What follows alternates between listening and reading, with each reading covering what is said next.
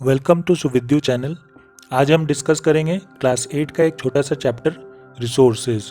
कई दशकों तक लोग ये समझते रहे कि resources are free gifts of nature, but research और स्टडीज़ के बाद ये पता चला कि resources are not free gifts of nature. तब लोगों को ये रियलाइज़ हुआ कि रिसोर्सेज को कंजर्व करना बहुत ज़रूरी है और इसे मैनेज करने की आवश्यकता है। Human beings have used the resources available in nature to make their life comfortable.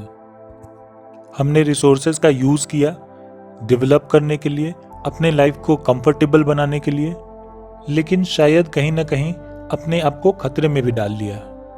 अब रिसोर्सेज को सिंपली समझने की बात करें तो anything we use is a resource. जो भी हम यूज़ करते हैं वो एक रिसोर्स है, जैसे water for drinking, oil as fuel, forest for getting wood, medicine, recreational activities, home of wildlife, rubber, cotton, rocks for construction shelter, minerals for jewelry, glass, cans, ceramics, etc., soil for agriculture, animal for food, wool, recreational activities, and many other resources for many other activities.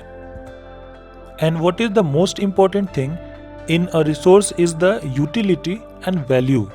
Utility, also called usability, is what makes an object or substance a resource. And the quality of resources depend upon utilities and values. जिस substance का जितना ज़्यादा use हमें होगा वो उतना ही अच्छा resource होगा और उसकी वैल्यू भी उतनी ही ज़्यादा होगी। रिसोर्स अवेलेबिलिटी पे भी डिपेंड करता है। जितना रिसोर्स अवेलेबल होगा उसके हिसाब से उसकी वैल्यू होगी। अब बात करें क्लासिफिकेशन की, तो रिसोर्सेज को सबसे पहले 3 कैटेगरीज में डिवाइड किया गया है। एक होता है नेचुरल रिसोर्स, उसके बाद ह्यूमन मेड रिसोर्स, उसके बाद ह्यूमन रिसोर्स। फिर नेचुरल रिसोर्स को 2 पार्ट्स में डिवाइड किया गया है, एक रिन्यूएबल एंड दूसरा non renewable. Resources that are drawn from nature and used without much more modification are called natural resources. The air we breathe, the water in our rivers and lakes, the soil, minerals, these all are natural resources because we use them without much more modification. Many of these resources are free gifts of nature and can be used directly. तो जिन resources को हम बिना modify किए use करते हैं ऐसे resources को natural resources कहते हैं। Sometimes natural substances become resources only when their original form has been changed. People use natural resources to make buildings, bridges, roads, machineries, vehicles, which are known as human-made resources. Technology is also a human-made resource.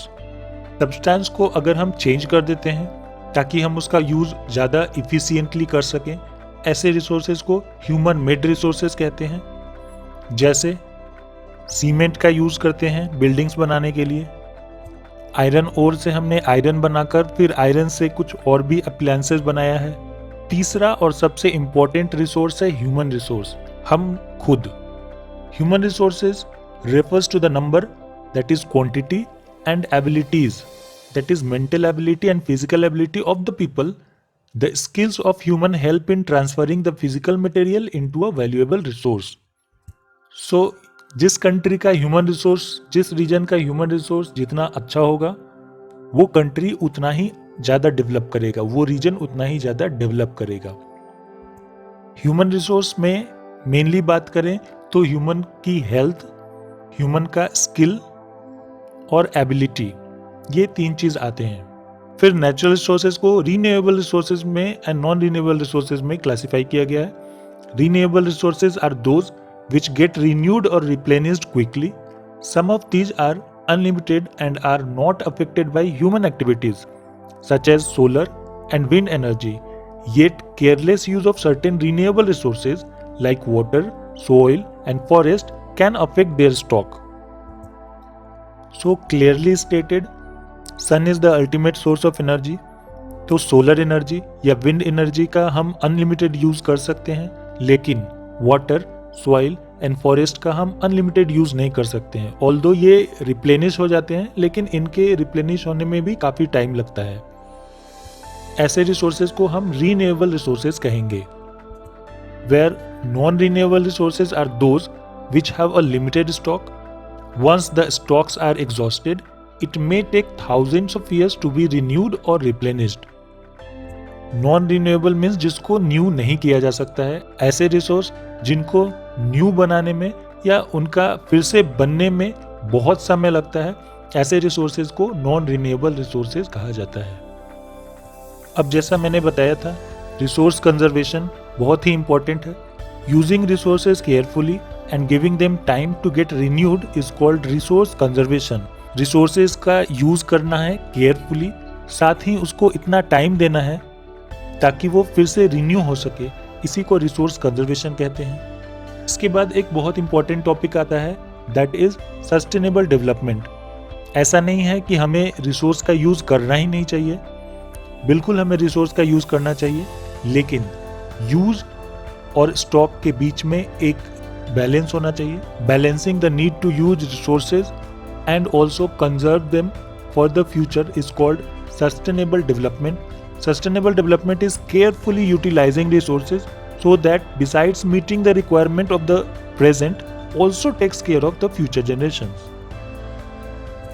Use को balance करना है और future generation को भी दिमाग में रखकर resources का यूज करना है. Some principles of sustainable development are respect and care for all forms of life, improve the quality of human life, conserve the earth's vitality and diversity, minimize the depletion of natural resources, change personal attitude and practices towards the environment, enable communities to care for their own environment.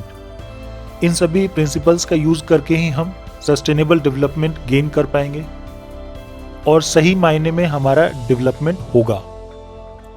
Now try to complete the exercise. Thank you for watching. Please do subscribe.